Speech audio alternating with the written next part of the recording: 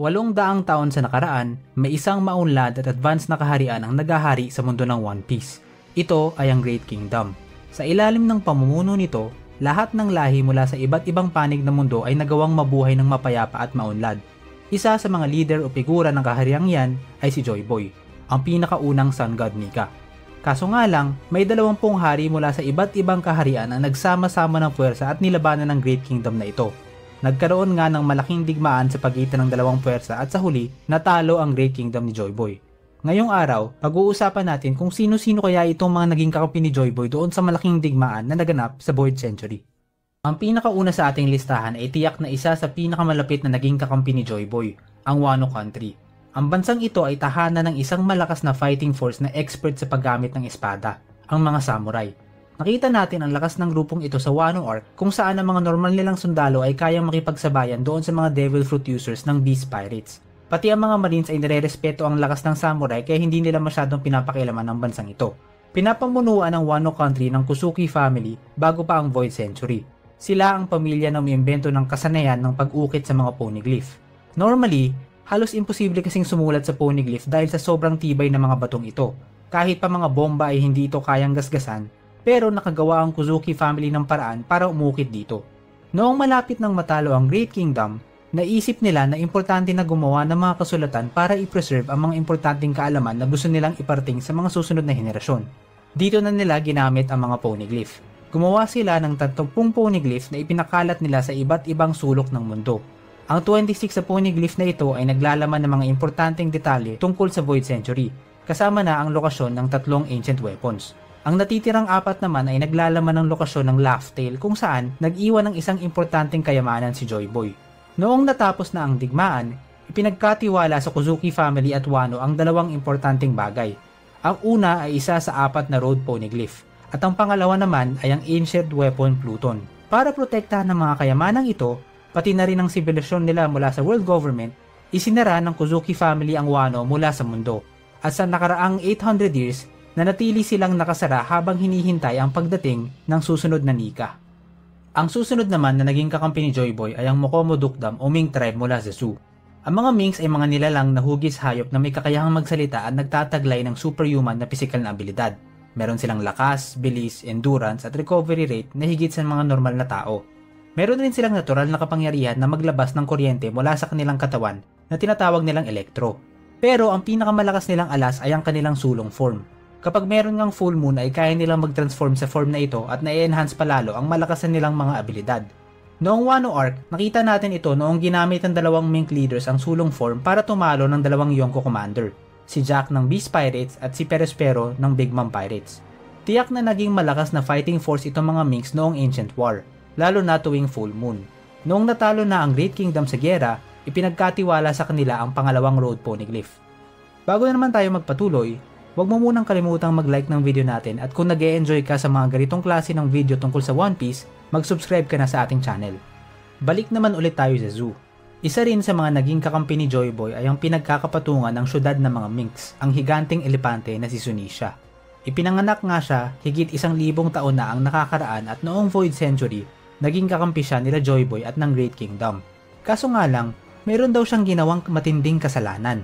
At dahil sa kasalanang ito, ang naging parusa niya ay ang pagbitbit sa likod niya ng sibilisasyon ng zoo at ang paglalakad ng tuloy-tuloy ng ilang daang taon. Hindi rin niya pwedeng depensahan ng kanyang sarili kahit na atakihin pa siya unless bigyan siya ng pahintulot ng isang tao na kaya siyang maintindihan. Noong zoo arc nga ay nakita natin itong mangyari noong nagising ni Momonosuke ang kakayahan niyang marinig ang voice of all things at nagawang kausapin si Zunisha para payagan itong protektahan ng mga Minks laban kay Jack. Bukod pa dito, isa pang mahalagang papel ni Zunisha ay siya lang rin ang may kakayahang bumukas ng mga higanteng pader ng Wano para mailabas ang ancient weapon Pluton. Hindi pa pinayagan ni Momonosuke ito na mangyari pero kapag dumating na ang tamang panahon, tiyak na babalik si Zunisha para ilabas ang Pluton. Isa pang naging kakampi ni Joy Boy ay ang Fishman Island. May 2 lahi sa kaharian na ito na nabubuhay ng magkasama. Ang una ay ang mga fishmen. Sila ay kalahating tao at kalahating isda. Kadalasan ay meron silang kamay at paa ng tao at iba't ibang parte ng isda katulad ng matatalas na ngipin, matatalas na ilong at hasang. Gaya ng mga minks, ang mga fishman ay may taglay rin na supernatural na lakas at bilis lalong-lalo na kapag nasa ilalim sila ng tubig. Iyong pangalawang lahi naman sa Fishman Island ay ang merfolk. Kalahating tao at kalahating isda rin sila, pero medyo ibang itsura nila mula sa fishman. Kadalasan ang upper body nila ay tao at ang lower body naman nila ay palikpik ng isda. Hindi sila kasing lakas ng mga fishman, pero higit sila na mas mabilis na lumangoy sa tubig. Meron din silang kakayahan na makipag-usap sa mga isda at humingi ng tulong mula sa kanila gamit ang mga sound waves. Bilang isang lahi na madalas inaapi ng mga tao, hindi na siguro nakakagulat na naging kakampi ang Fishman Island ni Joy Boy, ang Warrior of Liberation. Ang Fishman Island ay lugar ng tatlong importanteng bagay mula sa Void Century. Ang una ay ang ancient weapon Poseidon, isang mermaid princess mula sa royal family na may kakayahang mag-summon at mag-utos sa mga makapangyarihang sea kings. Pangalawa ay ang pangatlong road poneglyph. Kaso nga lang, hindi nila ito naprotektahan dahil 25 years ago, nanakaw ito mula sa kanila. At ang pangatlo naman ay isang historical poneglyph. Sa historical poneglyph na ito natin nalaman na 800 years ago, nangako raw si Joy Boy na gagamitin ang kapangyarihan ni Poseidon at ng malaking barkong Noah para gawin ang isang importanteng bagay. Hindi nga niya lang ito natupad.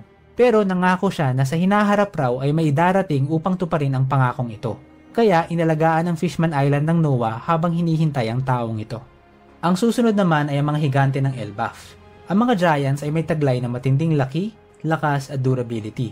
Dahil sa taglay na lakas ng bawat isa sa kanila, paniwalang-paniwala si Big Mom na kapag napasa kanya ang giant army ng Elbaf, magagawa niyang talunin ng ibang Yonko para maging Pirate King.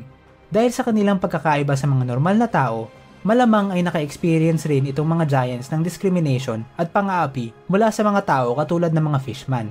Kaya malamang na naging kakampi rin sila ng Warrior of Liberation na si Joy Boy. Pagkatapos ng Buster Call sa Ohara, tinulungan ng mga Elbaf Giants si Jaguar D. Sol na ipunin iyong mga natitirang libro at dokumento tungkol sa Void Century. Dinala nila ito lahat at pinotektahan sa Elbaf. Malaki rin ang tsansa na iyong natitirang huling road poneglyph ay matatagpuan rin sa island na ito. Sa Egghead Arc naman, dumating ang Giant Pirates upang sunduin ang Straw Hats at mukhang kilala nila si Nika at alam nila ang koneksyon nito kay Luffy. Ito rin siguro ang dahilan kung bakit kaalyado ng mga Giant si Shanks, dahil pare-pareha silang nag-aantay ng pagdating ng susunod na Nika. Ang susunod naman ay ang Nefertari family mula sa kaharian ng Alabasta. Sa simula ng Ancient War, kasama ang Nefertari family sa 20 kingdoms na lumaban sa Great Kingdom ni Joy Boy. Pero nagmumukha nga na sa gitna ng gyera, sekretong tumulong ang pamilyang ito kila Joy Boy. Kaso nga lang, hindi ito naging sapat at natalo pa rin ang Great Kingdom. Pagkatapos ng digmaan, iyong mga royal families mula sa 20 kingdoms ay lumipat na nga sa Marichua para maging Celestial Dragons. Pero iyong reyna ng Nefertari family na si Lily ay hindi pumayag at mas piniling bumalik sa kaharian niya. Hindi nga lang ito natuloy dahil nung pabalik na dapat siya sa Alabasta ay bigla siyang nawala. Sabi ni Imo, si Lily raw ang may kagagawan kung bakit naipakalat ang lahat ng poneglyph sa buong mundo. Hindi nga lang niya sigurado kung pagkakamali lang ba ito o sinadya talaga. Meron ring iniwang sulat si Lily sa kanyang pamilya na ipinapasa sa bawat bagong henerasyon ng Nefertari family, kung saan inuutusan niya ang kanyang angkan na protektahan ng mga poneglyphs. Isinulat niya rin ang pangalan niya bilang Nefertari D. Lily, revealing na parte rin pala siya ng D-Clan. Naiwan naman sa kaharian nila ang isang historical poneglyph na naglalaman ng lokasyon ng ancient weapon Pluton, at matapat itong pinangalagaan ng Nefertari D family. Susunod naman ang mga Lunarians. Bago pa naitatag ang Marichua ng mga Celestial Dragons ay ang mga Lunarians raw ang kinikilalang Diyos sa taas ng Red Line. Meron silang malalaking pakpak, puting buhok at kayumangging balat. Napakalakas ng lahi nila dahil meron silang mga physical properties na hindi nakikita sa ibang species. Una, kaya nilang gumawa at kumontrol ng apoy. Tapos kapag umaapoy naman yung likod nila ay nagiging invincible sila sa karamihan ng atake, kahit pa mga Conqueror Haki coated na atake ni Zoro. Kapag namatay naman ang apoy, bumababa na iyong durability nila, pero bilang kapalit, sobra naman silang bumibilis. Dahil sa pagka-overpowered ng mga katangiyang ito, ginamit ni Vegapunk ang DNA nila para gumawa ng mga perfect soldiers, ang mga Seraphim. Hindi na ako nagtataka kung isa ang mga Lunarian sa elite units ng Great Kingdom nung panahon nila Joy Boy. Dahil napakalaking banta ang taglay nilang lakas, inubos sila ng world government to the point na si King na lang ata ang natitira. Pero alam natin na ipinapasa nila sa kanilang descendants ang istorya ni Joy Boy, dahil mismong si King ay kilala ito at nag-aantay sa pagbabalik nito. Ang susunod naman ay ang mga Sky People na nanggaling sa buwan. Meron ngang lahi ng mga Sky People na naninirahan sa buwan ilang libong taon na ang nakakaraan. Meron silang mga pakpak at taglay na advanced na teknolohiya. Pero dahil nagkulang na yung resources sa buwan, lahat sila ay bumaba sa Earth. Merong 3 tribo ang lahing ito at lahat sila ay tumira sa iba't ibang lugar sa Earth. Ang mga Burkans at Skypians ay nagsettle sa dalawang magkahiwalay na Sky Island, habang ang mga Shandians naman ay mas bumababa pa at tumira sa isang island sa Blue Sea, ang Jaya Island. 800 years ago, ang Shandians nga ang isa sa mga pinakamalakas na kingdom noong panahon na yon. Kaso nga lang noong Ancient War, inatake sila at winasak ng world government at maliit na tribo na lang ang natira. Pero kahit na natalo sila, naprotektahan pa rin nila iyong pinakayaman nila, which is iyong Golden City of Shandora na naglalaman ng maraming ginto at artifacts ng kultura nila. Pero ang pinakaimportanteng yaman na naiwan sa kanila ay isang historical poneglyph na naglalaman ng lokasyon ng isang ancient weapon, ang Poseidon.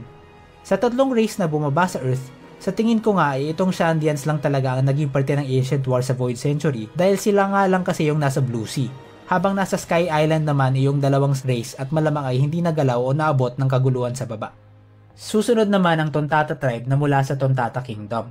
Ang Tontata ay grupo ng mga duwende na naninirahan sa Greenbit Island malapit sa Dressrosa.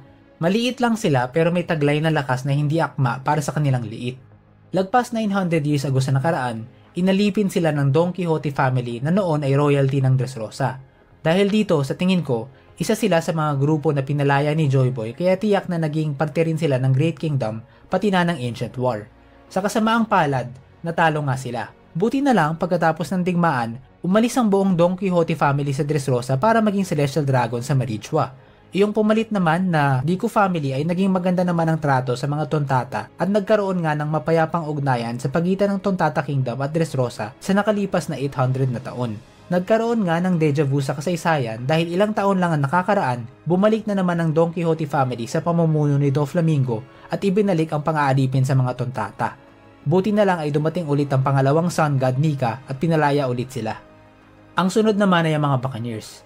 Ang mga Buccaneers ay isang race ng malalaking tao at sa unang tingin nga ay napagkakamalan nga silang normal na tao lang. May taglay silang superhuman strength at kakayahang tumanggap na maraming damage sa katawan. Itong lahi daw nila ay may ginawang malaking kasalanan laban sa world government at dahil dito, inubos at hinunting sila. Ang kilala na nga lang natin ngayon ay si Kuma at iyong tatay niya, pero kahit sila ay inalipin pa noong nalaman na Buccaneer sila. Sa lahat ng lahi sa One Piece, sila ay yung may pinakamaraming alam tungkol kay Nika. Dahil nga itong impormasyon na ito ay pinapasin nila sa mga anak nila tulad ng nakita natin kay Kuma. Noong nakita niya si Luffy ay naghinala agad siya na ito ay si Nika, kahit hindi pa nito na-awaken ang kanyang Devil Fruit. Dahil sa tiwala ng mga Buccaneers sa pagbabalit ng Warrior of Liberation, never silang nawalan ng pag-asa kahit na grabe pa iyong naging pang-api sa kanila. Ang susunod ay ang misteryosong Family of D. Hanggang ngayon ay hindi pa talaga natin alam ang ibig sabihin ng pangalang ito. Iyong ancestors ba nila ay related talaga sa dugo o itong D ba ay parang title lang na pinangalan nila sa kanilang sarili? Pero ang sigurado ay sila ay talagang mortal enemy ng mga Celestial Dragons. Pero sabi ni Imo na hindi na sila masyadong threat dahil iyong mga D family ngayon ay hindi na alam kung ano ang totoong kahulugan ng kanilang mga pangalan. Para na lang silang shell ng dati nilang mga ninuno. Pero kahit na ganun, kapag may lumalabas na isang D member ay nagkakaroon kaagad ito ng malaking impact sa mundo ng One Piece, katulad nila Rox D. Sebek, Goldie Roger, at Monkey D. Luffy. Para bang may inherent talaga na lakas sa pamilyang ito, kaya sigurado na naging malaking tulong iyong mga pinakaunang D member sa Ancient War. Ang susunod naman ay ang mga mastership rights ng Water 7. Ang Water 7 ay isang island na kilala dahil sa galing nila ng paggawa at pag-aayos ng barko. Pero ang pinakamalaki na siguro nilang achievement ay nangyari 800 years ago noong ginawa nila ang pinakadelikadong barko sa kasaysayan ng One Piece, ang ancient weapon na Pluton. Isang atake nga lang daw ng barkong ito ay kaya nito makasira ng isang buong island. Dahil nga nakakatakot ang kapangyarihan ng barkong ito, itinago nila iyong blueprints. Para kapag napunta ang barko sa masasamang kamay ay pwede silang gumawa ng bagong Pluton upang labanan iyong una. Ang blueprints na ito ay maingat nilang protektahan at ipinasa-pasa from one mastership right to the next, hanggang sa sinira na nga ito ni Franky.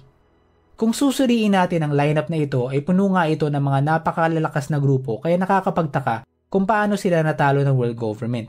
Ano kayang pandaraya o secret weapon ang ginamit sa kanila? Abangan na lang natin yan. Again, kung gusto mong makakita ng mga ganitong topic tungkol sa One Piece ay mag-subscribe ka na sa ating channel.